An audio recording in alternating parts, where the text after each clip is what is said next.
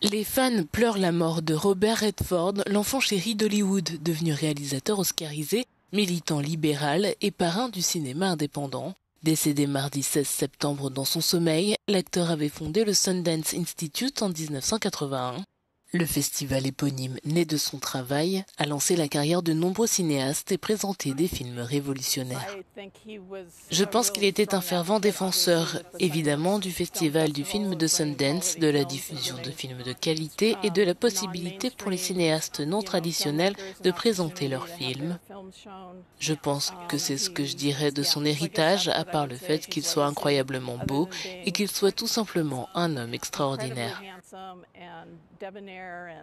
Robert Redford a été l'une des plus grandes stars des années 70 avec des films tels que The Candidate, or The President's Man et The Way We Were, terminant cette décennie avec l'Oscar du meilleur réalisateur pour Ordinary People. Après cela, il s'est concentré sur la réalisation, la production, ainsi que son nouveau rôle de patriarche du mouvement du cinéma indépendant.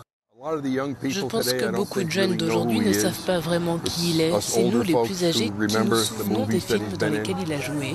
Son héritage, c'est qu'il était un grand acteur, qu'il se souciait du pays, qu'il se souciait des gens. Comme je l'ai dit, ce n'était pas une vedette, c'était une vraie personne.